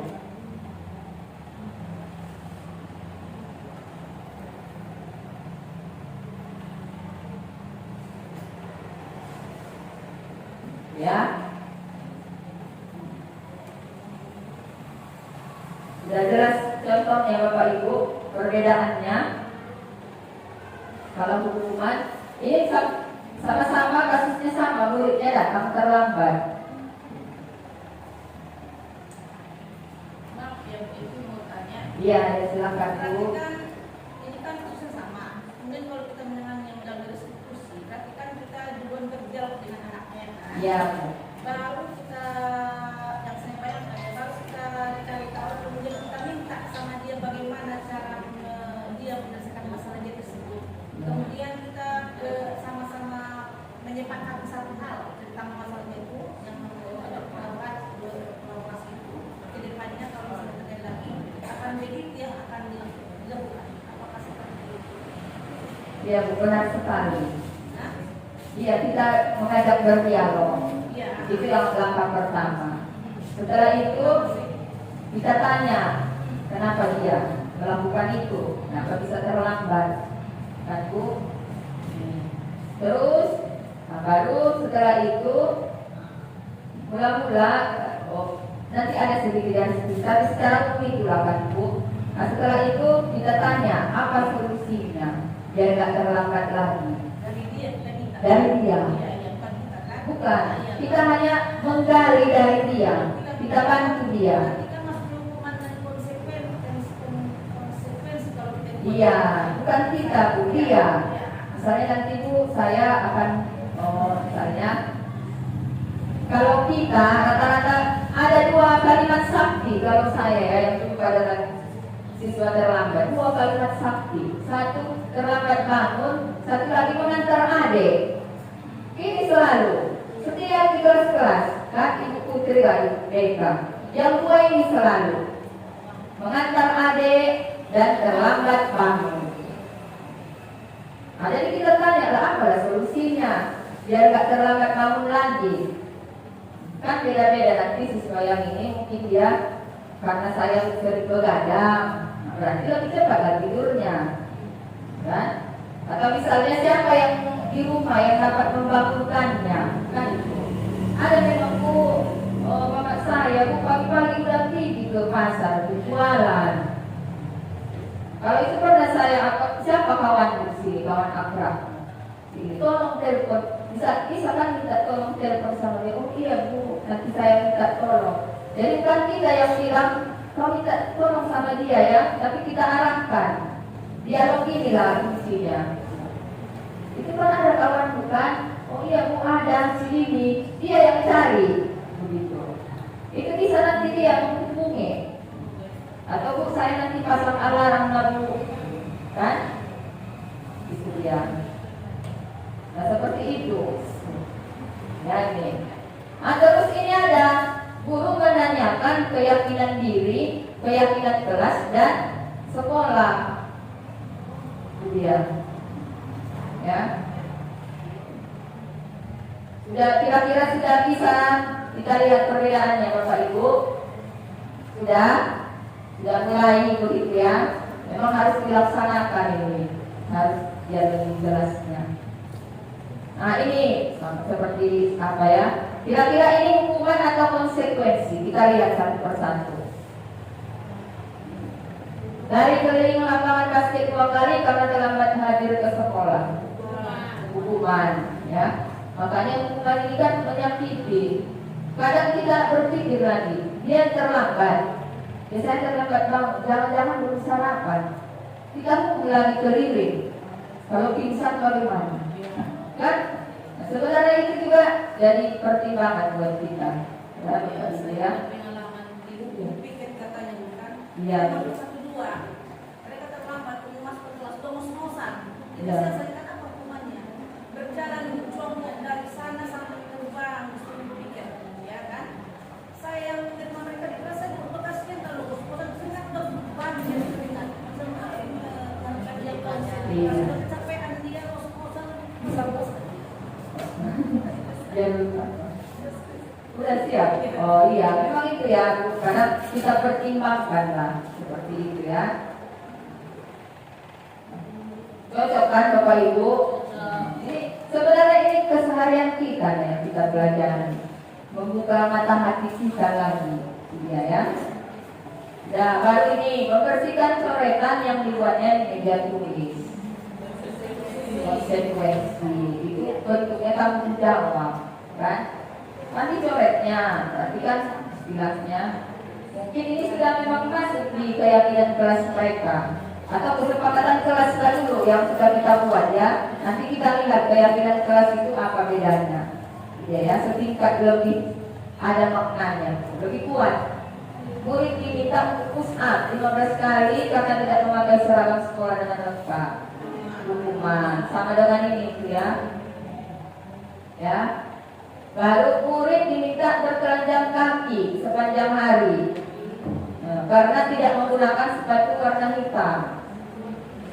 Udah buka sepatumu, taruh di sini. Seharian gak pakai sepatu. Konsekuensi itu.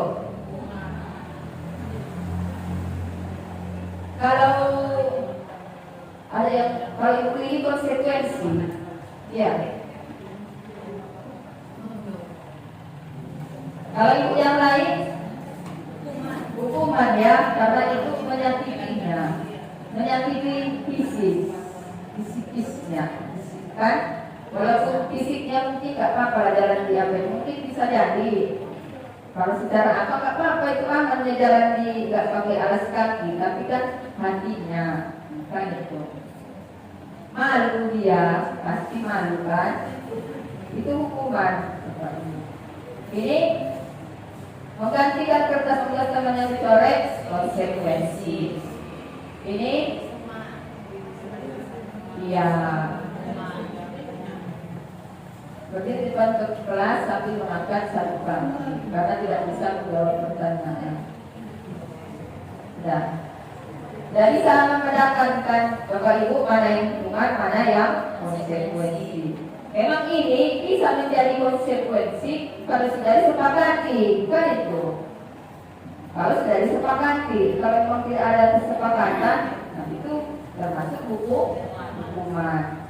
Tapi yang kita pikirkan juga lah konsekuensi yang kita buat itu memang kalau bisa yang mendidik ya Bapak Ibu. So, apa ini? Ice breaking lagi.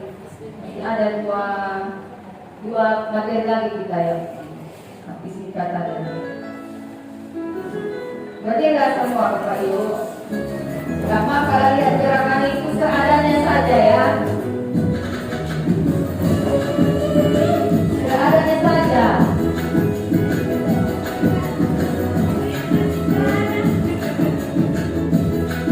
Seadanya saja.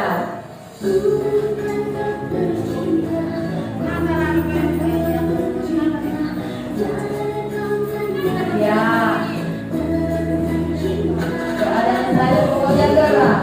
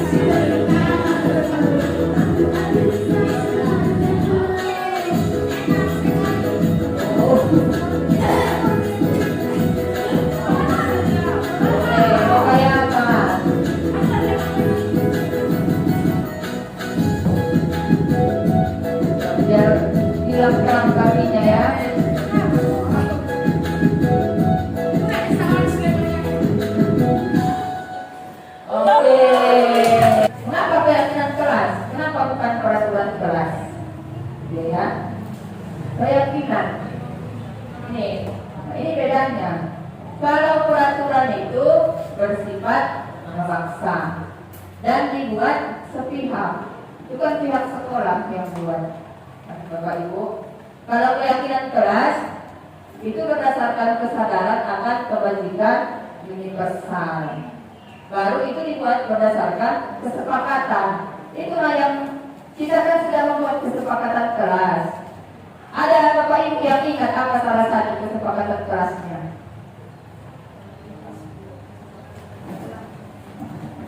Apa? Ada yang ingat? Kalau kami kesepakatan kelas satu kriteria apabila merusak fasilitas dia menggantinya lagi. Apabila Dia merusak fasilitas merusak sekolah fasilitas sekolah, dan dia harus bertanggung jawab menggantinya yang baru. ya dia akan menggantinya, dengan mengganti fasilitas yang rusak ini. Nah itulah kesepakatan kelas kita. Sekarang kita ubahlah itu menjadi suatu keyakinan. Apa bedanya? Nah keyakinan itu kan ada nilai kebajikan yang tersimpan di dalam itu. Misalnya tadi dia merusak fasilitas. Apa nilai kebajikannya di situ kira-kira Bapak Ibu? Tanggung jawab. Apalagi? Hati-hati. Menjaga fasilitas gitu kan. Istilahnya kalau dia merusak itu apa ruginya?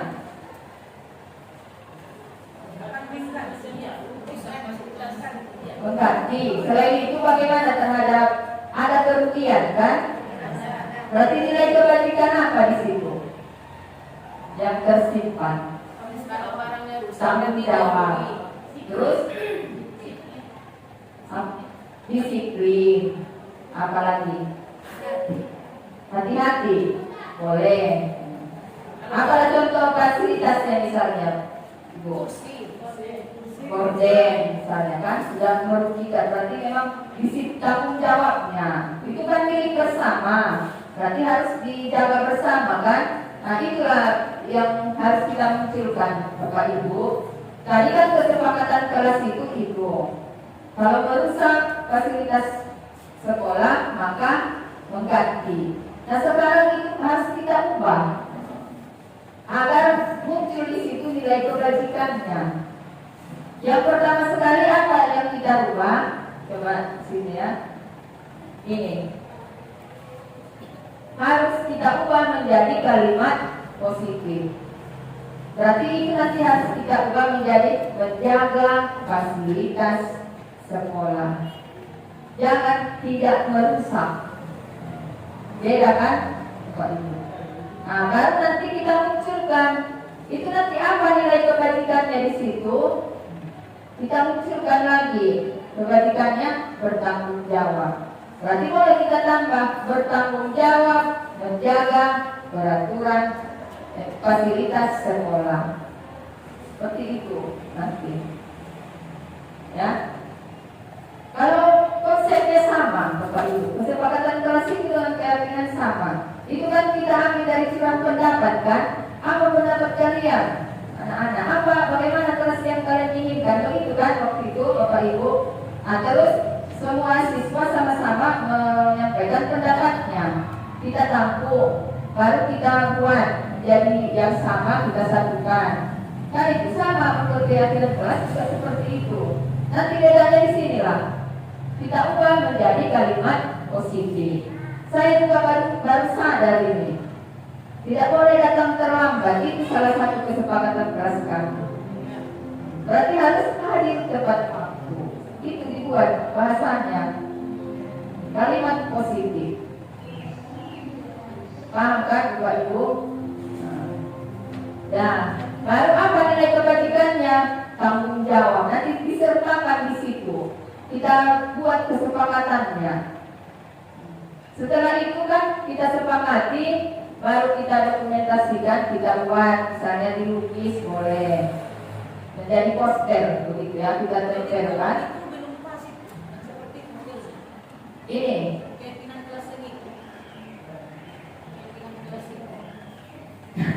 Tadi kan dibuat kata Iya.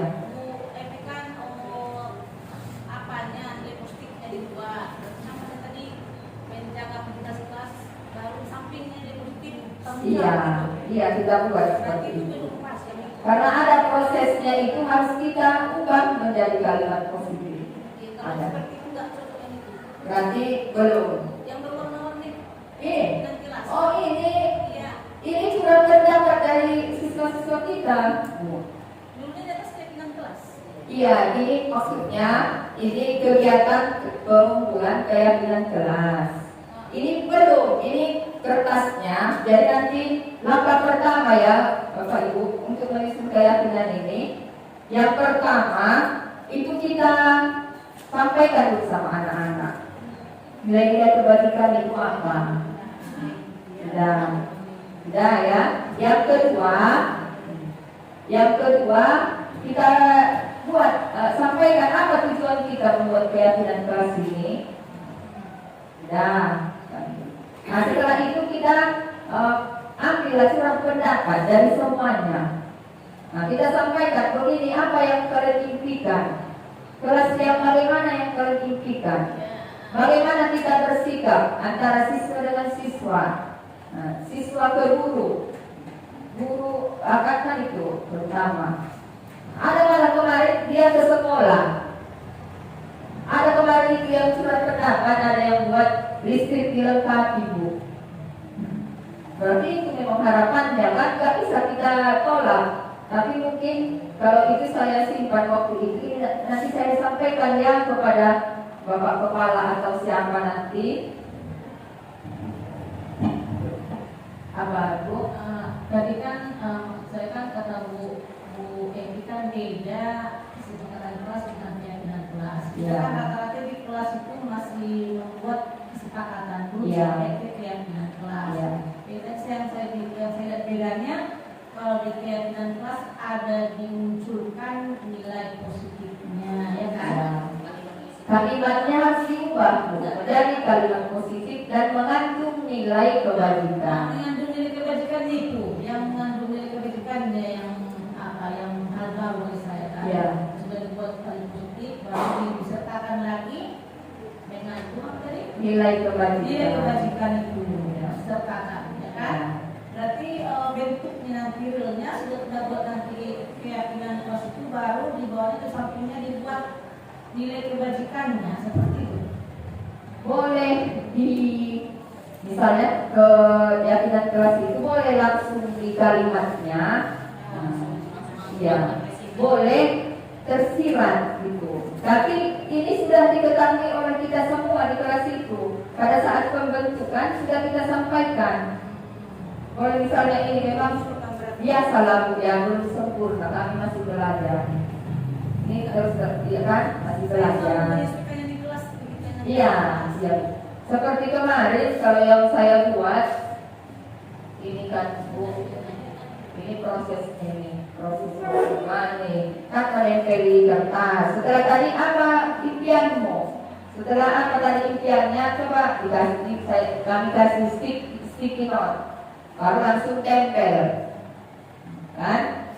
Ya, baru itu disimpulkan. Ini misalnya ini ada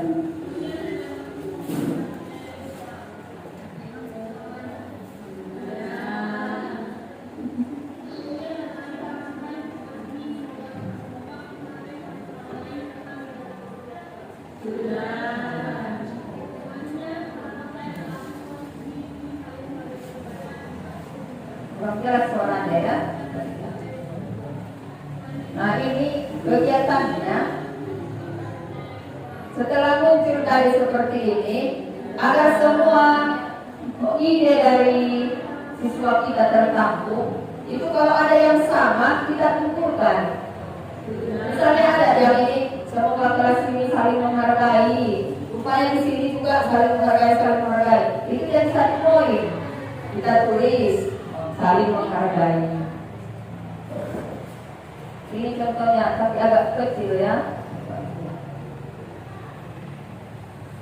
Kami buat di sebelahnya. Masih lagi. Ini betul. Iya. Boleh. Boleh ya Bu? Nanti atau boleh kita nanti di luar dari destinasi ini kita sharing lagi ya Bu. Ini kan kita sharing. Sambil kadang begininya ilmu itu bertambah. Pengalaman dari bukan hanya saya ya, dari Bapak Ibu juga menambah pengalaman untuk kami, begitu ya. Ya Bapak Ibu ya. Nah yang jelas itulah apanya. Nanti sangat diharapkan kita semua agar membentuk keyakinan kelas di kelas kita masing-masing. Dan bukan hanya itu, tapi di kelas yang kita masuk di masing-masing.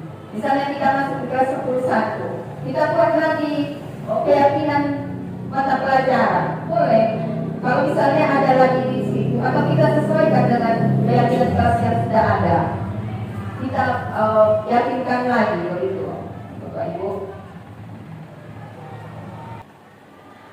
Nah, ada 5 posisi kontrol guru ya, sebagai penghukum, pembuat rasa bersalah, teman, pemantau, dan manajer. Ini kita nonton dulu ya Bapak Ibu. Jadi nanti yang kita lihat di sini kita simpulkan itu kita lihat dari cara berbicaranya dan ekspresinya ya Bapak Ibu sebagai teman. Nan,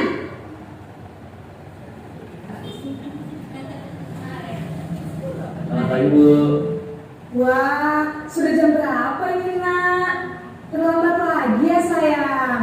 Iya Bu, habis ibu saya belum membangunkan saya Bu. Kamu malah menyalahkan ibu kamu. Nan, sini kamu. Selamat pagi Bu.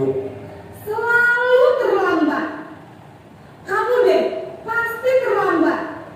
Maaf Bu, saya Apa? Apa coba? Alasan kamu apa lagi? Kapan sih kamu tidak terlambat? Malas sekali ya kamu jadi anak. saya Dasar pemalas. Gak kapok-kapok sih kamu. Sudah berapa kali terlambat? Sana, kamu keliling lapangan basket 2 kali. Nan,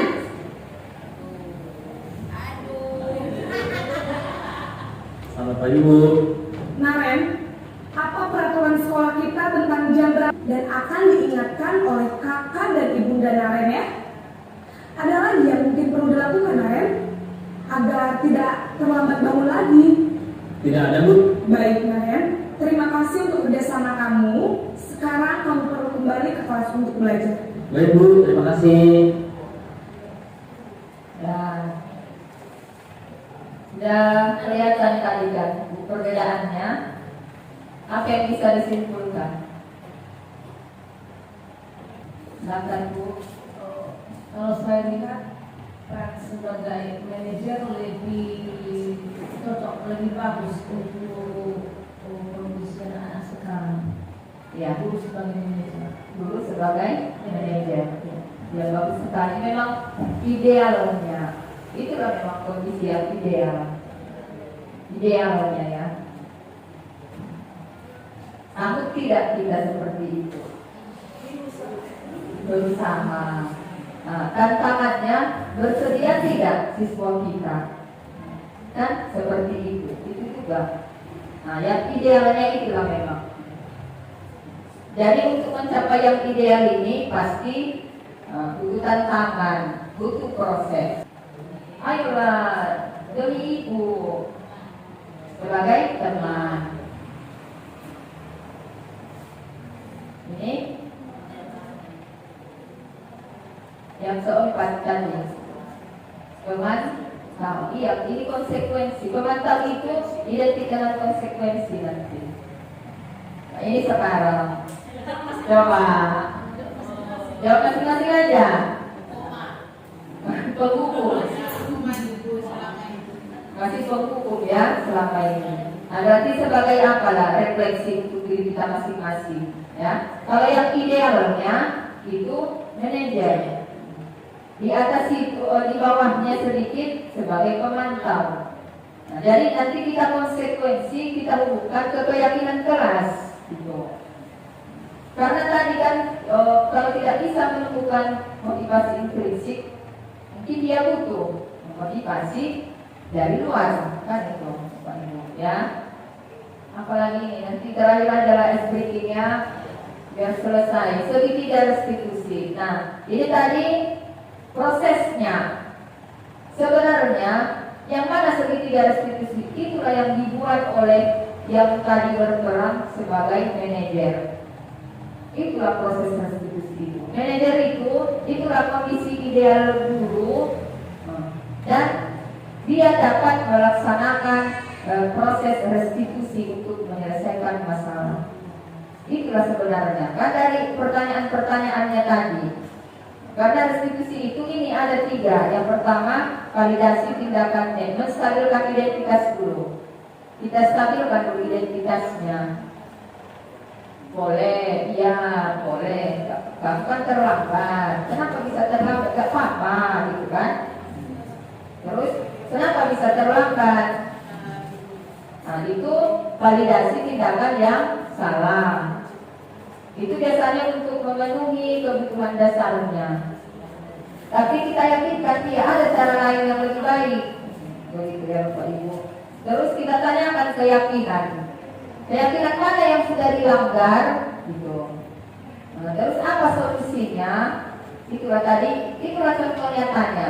Tadi yang proses naren di video, naren terlambat yang posisi gurunya sebagai manajer. Itu Bapak Ibu. Ya, ini ya. Nah, sudah. Kalau ini yang sudah saya lakukan dan memang belum tuntas sebenarnya. Ini kebetulan ini di kelas 12-nya Pak Mas Rida ini. Ini memang siswa saya ini yang saya buat di tugas memang ini. Ada si Raymond, pasti yang masuk 12 yang 4 kenal ini kan Bapak Ibu. Tidak, termasuklah ini. Jadi mau saya buat memang ini, tapi memang belum selesai. Tapi sudah saya mulai. Iya, mendapat laporan dari Mas Rida, guru matematika. Raymond, siswa di kelas saya sering tidak masuk. Padahal sebelumnya dia masuk. Begitu tiba matematika hilang kawannya kan. Nah, terus Ibu Mas Rida sudah menanyakan kenapa nggak masuk. Terus Raymond pun menjawab dengan tidak sopan, acuh. Di dalam kelas itu Raymond malas mengerjakan tugas. Sampai puncaknya ini, suatu hari tidak masuk kelas, tapi bersama kawannya yang lain disebut ini langsung lagi Teguh Farel Sandy, kan? Tiba-tiba sudah kami lihat main voli di lapangan. Dia ya. Nih, kami melihat ya voli. Saya memanggil Raymond. Saya panggil, tapi di videonya ini memang bukan si Raymond ya. Hanya untuk kemarin itu seperti apa ya? Hanya dialognya saja. Contoh dialognya. Ini ada. Ini kemarin ya dari siswa lain karena untuk keperluan videonya. Gak usah lagi lah ya, tidak tahu lah apa isinya kira-kira. Jadi saya tanyakan apa alasannya. Alasannya katanya lebih enak main gitu kan. Terus baru mengerjakan tugas, jadi gak salah masuk katanya. Jadi terus ditanyakan juga keyakinan, terus apa solusinya. Dia katanya akan menjumpai Ibu Mas Rida, akan minta maaf, terus akan berubah begitu. Ya, gara-gara video ini naik tayangan YouTube saya. Saya bagi ke satu kelas karena lucu rasa orang itu, karena nyata orangnya, jadi naik.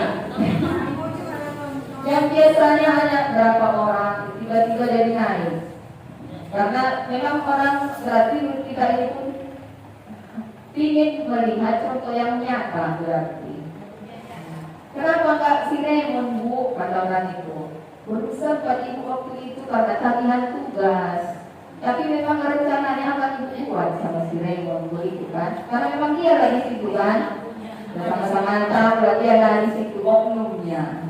Berarti dia masih belum terpenuhi kebutuhan dasarnya. Begitu kan Bapak Ibu. Ada juga yang saya perhatikan, kenapa bisa main poli pada saat yang padan, berarti kita juga peraturan dan pelaksanaan peraturan kita belum konsisten. Itu salah satu kunci keberhasilan kan Bapak Ibu. Ya, nah terang ini refleksi. Boleh dijawab atau masing-masing dalam hati saja, dalam hati, tapi jangan hilang ya Bapak Ibu, mudah-mudahan ya dipikirkan. Nah, artinya hal baru apa yang mengubah paradigma kita, cara pandang kita? Apakah memang tadi yang di awal misalnya ada perubahan? Apalah dalam hati aja ya, dan dari refleksi untuk mengikuti agar lebih baik lagi. Kemudian ya, kemudian perasaan yang muncul setelah mengikuti seminar ini.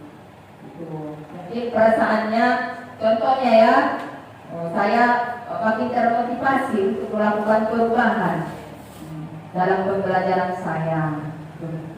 Ini memang sulit Bapak Ibu, tapi kalau kita mulai dari kuncinya dari diri sendiri. Dari diri sendiri dulu dimulai, baru dengan kawan-kawan. Kita intinya harus semua. Kalaupun kita sendiri saja tidak bisa. Tapi harus dimulai dari diri ya Bapak Ibu. Nah yang terakhir, nah inilah kesimpulannya. Jadi untuk menciptakan budaya positif dapat dilakukan dengan menciptakan disiplin positif, membuat keyakinan kelas, memahami kebutuhan dasar peserta didik, memahami posisi kontrol, dan yang terakhir menerapkan segitiga restitusi. Dan Bapak Ibu sudah lebih sangat panjang waktu kita ya. Sudah. Nah yang terakhir ini juga refleksi buat kita Bapak Ibu. Coba dibaca. Sangat dalam ini maknanya. Murid kita tidak bisa memilih guru seperti apa yang akan mengajar di kelasnya. Tidak bisa. Tapi kita bisa memilih jadi guru seperti apa untuk murid kita. Jadi kita untuk refleksi ya Bapak Ibu sebagai motivasi untuk kita semua termasuk saya sendiri. Bapak Ibu.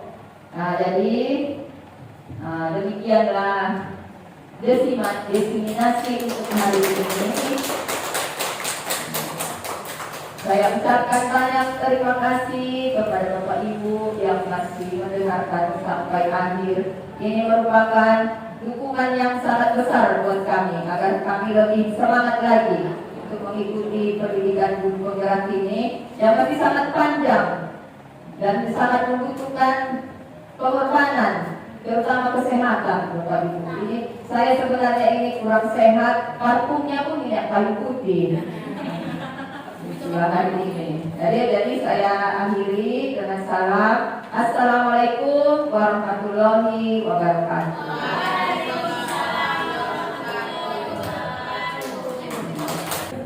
Demikian pemaparan dan diskusi hari ini. Mudah-mudahan apa yang kita peroleh hari ini bisa kita manfaatkan dan kita aplikasikan budaya-budaya positif di lingkungan sekitar kita, pun juga khususnya di lingkungan sekolah. Oke, sebelum mengakhiri kegiatan hari ini, saya tutup dengan sebuah pantun karena tadi itu materinya memakai pantun. Gunung Gara, Gunung Cenderawasih, asalnya dari daerah Papua. Demikian kegiatan diseminasi budaya positif. Semoga hal positif semakin membudaya. Assalamualaikum warahmatullahi wabarakatuh.